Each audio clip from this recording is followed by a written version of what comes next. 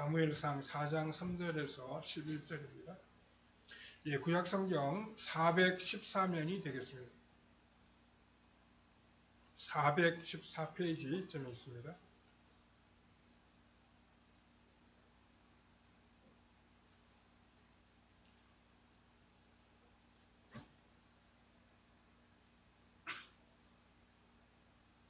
예, 3절부터 우리 같이 읽겠습니다.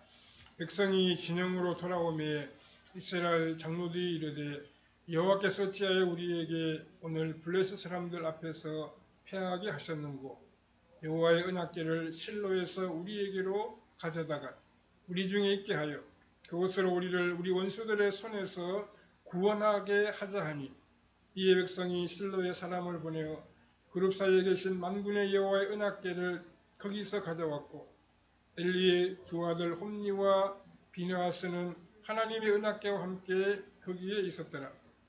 여호와의 언약궤가 진영에 들어올 때 온 이스라엘이 큰 소리로 외치매 땅이 울린지라. 블레셋 사람이 그 외치는 소리를 듣고 이르되 히브리 진영에서 큰 소리로 외침은 어찌 됨이냐 하다가 여호와의 궤가 진영에 들어온 줄을 깨달은지라. 블레셋 사람이 두려워하여 이르되 신이 진영에 이르렀도다 하고 또 이르되 우리에게 화로다. 전날에는 이런 일이 없었도다. 우리에게 화로다. 누가 우리를 이 능한 신들의 손에서 건지리요. 그들은 광야에서 여러 가지 재앙으로 애굽인을 친 신들이니라. 너희 블레셋 사람들아 강하게 되며 대장부가 되라. 너희가 히브리 사람의 종이 되기를 그들이 너희의 종이 되었던 것 같이 되지 말고 대장부같이 되어 싸우라 하고 블레셋 사람이 쳤더니 이스라엘이 패하여 각기 장막으로 도망하였고 사륙이 심히 커서 이스라엘 보병이 엎드려진 자가 3만 명이었으며 하나님의 궤는 빼앗겼고 엘리의 두 아들 홈니와 비느하스는 죽임을 당하였더라. 네, 거기까지 봤습니다. 오늘은 하나님의 영광이 있는 곳이라는 제목으로 잠시 말씀을 생각해 보겠습니다. 우리가 읽은 말씀을 보면 이스라엘이 블레셋과 전쟁을 하고 있습니다. 이스라엘 백성들은 전능하신 여호와 하나님과 언약을 맺은 백성들이고 블레셋은 하나님이 아닌 다곤 신을 숭배하는 그런 사람들이었습니다. 두 나라 사이에 전쟁이 일어나면 우리 생각에 당연히 누가 이겨야 하겠습니까? 이스라엘이 이겨야 할 것입니다.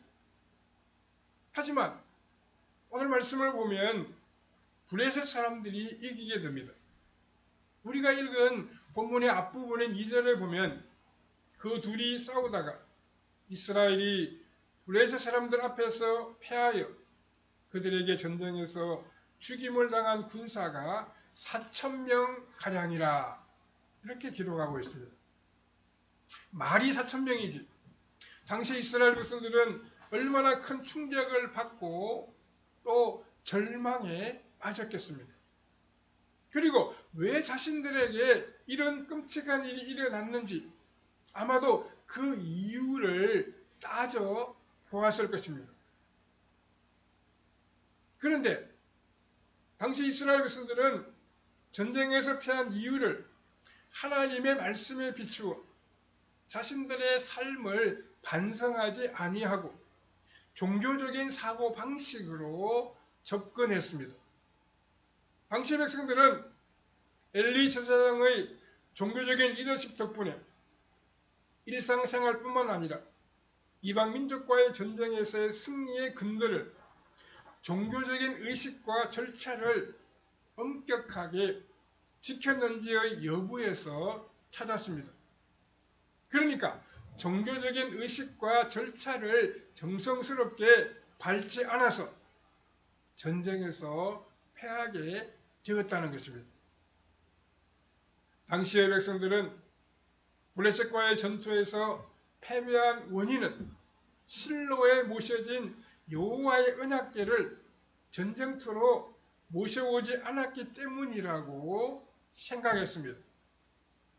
그래서 그들은 오늘 보면 3절 후반부에서 여호와의 은혜궤를 실로에서 우리에게로 가져다가 우리 중에 있게 하여 그것으로 우리 원수들의 손에서 구원하게 하자.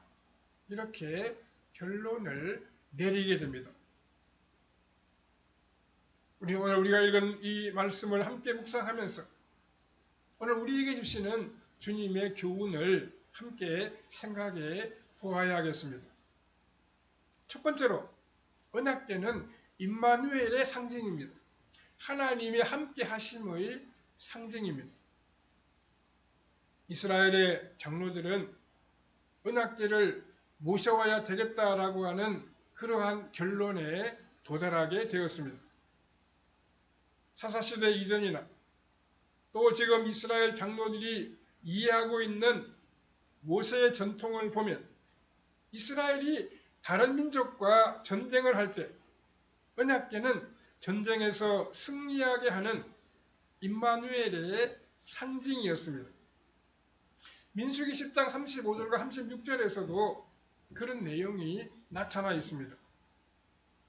이스라엘 백성들은 전쟁터에서 항상 언약궤를 앞세워서 진군하면 마치 여호와 니시의 하나님께서 이스라엘 백성들 바로 옆에서 붙어서 동행하시는 것으로 생각했습니다.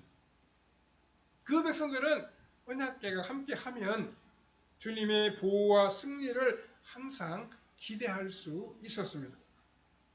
또 진군을 멈출 때에도 자신들의 발걸음과 보조를 같이 하면서 자신들을 보호하시고 승리를 가져다 주시는 만군의 여호와 하나님의 모습을 기대하면서 주님이 주시는 승리와 보호를 간구했습니다. 이러한 전통 때문에 사사시대 이스라엘 백성들도 전쟁터에서 하나님의 임재를 간구하기 위하여 제사장들이 언약궤를 메고 와서 전쟁의 승리를 기원하는 것이 일반적인 관례였습니다. 그러나 하나님이 모세를 통하여 이러한 예식과 절차를 준행하도록 말씀하신 이유는 전쟁과 같은 중대사가 발생했을 때 언약궤를 무슨 우상단지처럼 직업정성으로 받들어 섬기라는 그런 뜻이 아니었습니다. 그 언약궤가 가리키는 거룩하신 여호와 하나님의 임재 앞에서 자신의 부족함과 죄악성을 성찰하고 크신 하나님의 은총과 인도하심을 간구하라고 하는 의미로 언약궤를 앞세우라고 말씀하신 것입니다. 하지만 여러 세대를 거쳐오면서 언약궤 속에 숨겨진 심오한 의미를 제대로 알려주는 선지자나 제사장이 없었습니다. 그래서 당시 이스라엘 백성들은 패배의 원인을 반성할 때 하나님과의 인격적인 관계 여부를 살피지 아니했고 하나님의 말씀에 순종했는지의 여부를 심각한 정도로 반성하지도 아니했습니다. 철저한 반성 속에 계시의 말씀이 없었기 때문에 아무리 심각하게 뼈를 깎는 반성을 해도 그것은 다 허사였습니다. 그래서 호세아 선지자가 호세아 4장 6절에서 탄식하는 것이 내 백성이 지식이 없어서 망한다는 말씀이었습니다. 여기서 말씀하는 지식인은 여기서 말하는 이 지식은 세상적인 정보나 학문에서 나오는 것이 아니라 하나님의 계시에서 비롯되는 지혜, 성령 하나님께서 알려주시는 지혜를 의미합니다. 당시 이스라엘 백성들이 언약궤를 가져오는 장면에서 참으로 우스꽝스러운 모습이 당시 제사장인 홈리와 비느하스도 함께 따라오고 있었다는 사실입니다. 이들은 뒤에서 아마도 멋진 제사장의 옷을 입고서 종교적인 제스처를 취하면서 언약궤를 이끌고 왔을 것입니다. 그때 온 이스라엘이 기뻐서 환호성을 질렀습니다. 여호와의 언약궤가 없어서 1차 전쟁에서 4,000명의 군사들이 죽임을 당했지만 여호와의 언약궤가 우리 중에 들어오니 이제 우리는 전쟁에서 이긴 것이나 다름이 없다는 것입니다. 언약궤가 전쟁터에 들어오자 모든 백성이 발을 구르면서 즐거워했습니다. 그 기세가 얼마나 컸던지 주변 수 킬로미터의 땅이 진동했습니다. 이스라엘 진영 건너편에 블레셋 사람들에게까지 다 들리고 느껴질 정도였습니다. 이스라엘 진영이 도대체 왜 저러나 궁금해서 알아보니 여호와의 언약궤가 이스라엘 진영으로 들어왔기 때문이었습니다. 두 번째로 하나님은 블레셋 사람들에게 자신을 알리셨습니다. 그런데 실제로 블레셋 사람들의 반응을 보면 참으로 이상한 모습이 나타나고 있습니다. 블레셋의 반응이 이상한 것은 이 반응이 이스라엘로서는 상상할 수 없는 그러한 반응이었기 때문입니다. 본문 7절과 8절을 보시면 블레셋 사람이 두려워하여 이르되 신이 진영에 이르렀다나 하고 또 이르되 우리에게 화로다. 전날에는 이런 일이 없었도다. 우리에게 화로다. 누가 우리를 이 능한 신들의 손에서 건지리요. 그들은 광야에서 여러 가지 재앙으로 애굽인을 친 신들이니라. 이렇게 기록하고 있습니다. 언약궤가 이스라엘 진영 안으로 들어오게 되자 블레셋 사람들이 아주 두려워합니다. 그런데 이들이 언약궤를 두려워합니까? 아니면 만군의 주 여호와 하나님을 두려워합니까? 7절에서 신이 진영에 이르렀다고 두려워할 때의 신이라고 하는 말은 엘로힘, 즉 하나님을 가리킵니다. 8절 후반부에 여러 가지 재앙으로 애굽인들을 친 신들이니라 라고 말한 그 신들과 같은 단어입니다. 블레셋 사람들이 보인 반응이 참으로 신기한 것은 이들이 언약궤를 바라보는 관점이 이스라엘 백성들과 너무나도 다르기 때문입니다. 이들은 언약궤 배후에 있는 하나님의 영광을 제대로 이해했다는 것입니다. 이스라엘 백성들은 그렇게 하지를 못했습니다. 이스라엘 사람들은 자신들이 전쟁에서 패한 이유가 하나님 때문이 아니라 언약궤가 전쟁터에 없었기 때문이라고 생각했습니다. 이스라엘 사람들로서는 하나님과의 그 인격적인 관계가 중요한 것이 아니었습니다. 이들은 언약궤를 그저 하나님의 능력을 조종할 수 있는 어떤 신비한 표적이나 만능 열쇠로 생각했습니다.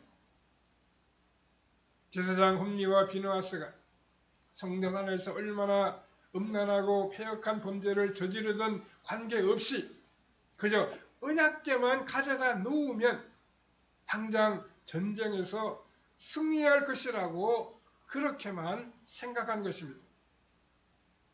만군의 주 되시는 여호와 하나님에 대한 믿음이 없다 보니 언약궤 앞에서 자신들의 마음을 하나님의 불꽃 같은 시각으로 살피지를 못했습니다.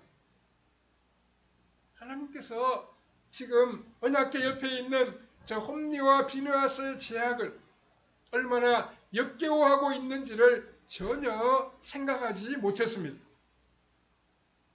성소에서 제사를 드리는 도중에 생고기를 갈취하는 이들 제사장들의 만행이 하나님을 섬긴다고 하지만 사실은 하나님을 업신여기고 능멸했습니다. 그렇지만 이스라엘 장로들은 하나님이 이 홈리와 비느하스의 불신앙에 대하여 얼마나 역겨워하시는지에 대해서는 전혀 고려하지를 아니했습니다. 반면에 브레셋 사람들은 언약궤를 바라보면서 무슨 생각을 했습니까? 브레셋 군사들이 언약궤가 이스라엘 진영에 나타났을 때 첫 번째 반응은 우리에게 화로다. 전날에는 이런 일이 없었도다 라고 하는 충격과 공포였습니다. 그리고 이번 전쟁에서 자신들은 결코 이스라엘을 이길 수 없겠다라고 하는 절망감을 가지게 되었습니다. 블레셋 사람들이 언약궤 앞에서 이토록 충격과 절망 그리고 패배의식을 가진 이유가 그 무엇이었습니까? 그 실마리를 우리는 8절 후반부에서 찾아볼 수 있습니다. 거기 보면 그들은 광야에서 여러 가지 재앙으로 애굽인들을 친 신들이니라 라고 했습니다. 블레셋 사람들은 언약궤가 이스라엘 진영에 들어왔다는 소식을 듣고서 과거 이스라엘 백성들의 하나님이 10가지 재앙으로 애굽의 권세를 무너뜨리고 뒤쫓아오던 바로의 군대까지 홍해에 몰살시켰던 이스라엘 구원의 역사를 떠올렸습니다. 어떻게 이런 일이 가능했겠습니까? 어떻게 언약궤가 이스라엘 진영에 들어왔다는 소식만으로 이스라엘이 과거에 경험했던 크신 하나님의 구원과 이를 대적한 애국 바로의 파멸의 역사를 떠올릴 수 있었겠습니까? 그것은 오직 성령 하나님께서 영적인 깨달음을 블레셋에게 주셔야만 가능한 일입니다. 블레셋 사람들은 여호와 하나님을 주님으로 섬기는 하나님의 백성이 아니었습니다. 그래서 언약궤를 바라보더라도 그 언약궤의 가시적인 상징이 가리키는 영적인 실체를 자신들의 지혜로는 도무지 깨달을 수가 없었습니다. 오직 성령 하나님께서 그들의 인식 활동에 개입하셔서 영적인 깨달음을 주셔야만 비로소 깨달을 수 있습니다. 그래서 블레셋 사람들은 언약궤만을 생각하면서도 그 언약궤가 가리키는 여호와 하나님의 크신 능력 앞에 두려워서 떠는 것입니다. 블레셋 사람들의 이러한 반응이 이상한 것은 이스라엘 백성들의 시선은 아카시아 나무로 만든 언약궤 자체를 주술적으로나 미신적으로만 생각했는데 블레셋 사람들은 언약궤가 의미하는 하나님의 그 크고 두렵고 떨리는 능력과 영광을 제대로 바라보고 있다는 것입니다. 이것은 성령 하나님께서 깨달음을 주시는 역사가 아니고서는 도무지 설명할 수 없는 일입니다. 이제 세 번째로 하나님은 영광을 거두셨습니다. 블레셋 사람들은 하나님의 능력에 대하여 크게 두려워했음에도 불구하고 전쟁에 나가 이스라엘과 싸우겠다고 나섰습니다. 당시 세계 최강의 군사력을 자랑했던 애굽을 박살냈던 여호와 하나님과 과감하게 싸우겠다고 나섰던 이유는 그 무엇이었겠습니까? 그것은 앞서 블레셋 사람들의 논리적인 추론 과정에 개입하셨던 성령 하나님의 역사 때문입니다. 블레셋 사람들은 언약궤가 이스라엘 진영에 나타난 것을 보고 여러 가지 생각을 했습니다. 그 순간에 성령님은 그들의 심령에 개입하셔서 영적인 깨달음을 주셨습니다. 성령께서 블레셋 사람들 마음에 저 언약궤의 진짜 의미는 여호와 하나님께서 이스라엘의 사령관으로 전쟁을 이끌고 계시다는 깨달음을 주셨습니다. 그와 동시에 저쪽에 여호와 하나님이 사령관으로 임재하시지만 그 하나님께서 이스라엘에게 반드시 승리를 허락하신다는 보장이 뭐 있겠는가?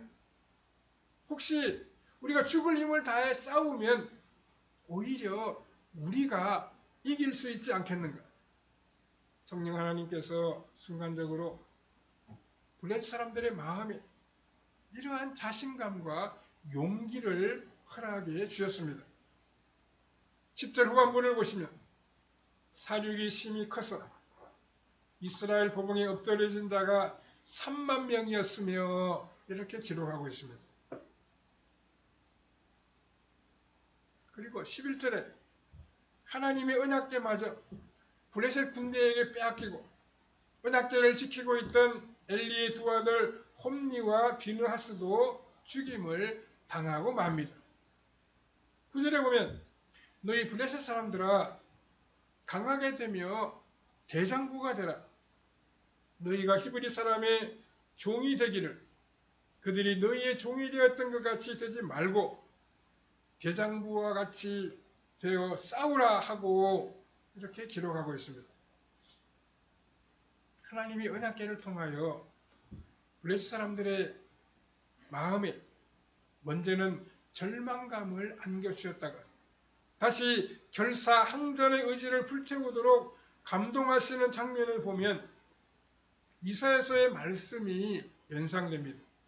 이사야 45장 7절에 보면 나는 빛도 짓고 어둠도 창조하며 나는 평안도 짓고 환난도 창조하나니 나는 여호와라 이 모든 일을 행하는 자니라 하였노라 이렇게 말씀하고 있습니다.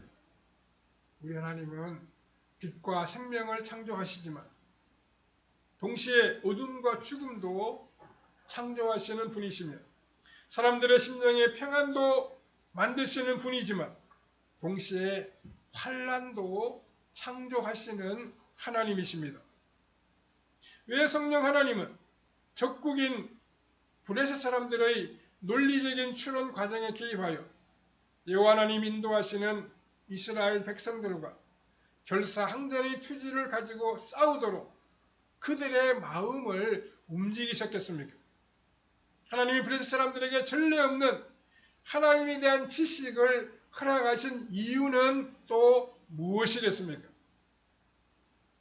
하나님께서 자신의 거룩함을 이스라엘 백성들에게 나타내어 이스라엘의 죄악을 징계하고 심판하셔야 했기 때문입니다. 언약궤가 없을 때 전쟁에서 지는 것은 하나님이 우리와 함께 하시지 않기 때문입니다. 언약궤가 있어도 전쟁에서 패배하는 것은 하나님 우리와 함께 하시면서도 우리를 심판하시고 징계하시기 때문입니다. 하나님이 왜 의도적으로 그분의 영광을 우리에게 숨기고 징계하시는 것입니까? 그 이유는 우리가 아직 주님 보시기에 주님의 영광을 감당할 정도로 정결하고 거룩하지 않기 때문입니다. 주님의 영광이 우리에게서 떠나간 이가봇은 그만큼 우리가 주님의 영광에 동참할 자격이 없음을 책망하시고 징계하시는 것입니다. 아직 수준이 되지 않았다는 것입니다. 우리가 하나님의 영광을 누릴 만한 자격이나 수준이 되지 못했을 때 하나님은 우리에게서 하나님의 영광을 거두시고 심판만 하시는 것이 아닙니다. 그뿐 아니라 하나님은 우리와 함께 그 모든 고통과 치욕을 친히 감당하십니다. 이것이 바로 이가봇의 두 번째 의미인 십자가의 이가봇입니다. 이가봇이란 하나님의 영광이 우리 신자들에게서 떠나갔다는 의미입니다. 그래서 우리가 실패하고 망하게 되었다는 것입니다. 그것은 이가봇의 반쪽만 설명하는 것입니다. 나머지 의미는 우리가 당하는 그 고난 중에 하나님이 없는 것처럼 보이지만 사실은 우리 하나님이 친히 하나님의 부재의 모욕을 함께 감당하시면서 우리와 동행하고 계신다는 것입니다. 우리와 함께하고 계신다는 사실입니다. 그래서 하나님의 영광이 떠난 이가봇이 있지만 동시에 십자가의 침묵과 고난을 함께 담당하고 계시는 이가봇도 있다는 사실입니다. 하나님의 영광이 이스라엘에게 떠나가서 이스라엘이 전쟁에서 패배하고 그 다음 11절을 보면 언약궤마저 블레셋에게 빼앗기고 맙니다. 하나님의 임재를 상징하는 언약궤가 빼앗겼다는 것은 하나님의 거룩하신 이름이 하나님을 믿지 않는 블레셋 가운데에 모욕을 당한 것입니다. 이 사건은 예수님께서 우리의 죄악 때문에 십자가에 달려 온 세상 사람들의 조롱거리와 멸시를 당하신 사건을 예표하고 있습니다. 주님이 왜 이런 모욕을 당하셨습니까? 우리를 거룩하고 정결하게 만들어주시기 위해서입니다. 우리를 아름다운 주님의 사람으로 만드시기 위하여 주님이 그 고난과 아픔을 친히 다 담당하신 것입니다. 우리는 늘 영광의 하나님이 우리와 함께 계심을 믿고 정결한 삶을 이어가야 됩니다. 우리 하나님의 거룩한 백성임을 잊지 말고 이 땅을 살아가야 됩니다. 그리고 우리가 우리 자신을 정결한 사람으로 만들어가고 하나님 백성다운 삶으로 하나님의 영광을 나타내는 복된 발걸음을 이어가야 합니다. 바르고 정결한 믿음의 삶으로 하나님께 큰 영광을 돌리고 세상에 빛을 발하는 성도님들의 삶이 다 되시기를 바랍니다. 사랑하는 하나님, 은혜를 감사합니다. 오늘도 우리에게 은혜 베푸셔서 주님을 예배하고 참배할 수 있는 크신 복을 허락해 주시니 참으로 감사합니다. 우리가 하나님의 자녀인 것을 잊지 말게 하여 주시옵소서. 우리가 늘 거룩하고 정결한 삶으로 하나님께 영광을 돌리고 거룩한 주의 백성으로 살아가는 우리의 신앙생활이 되게 하여 주시옵소서.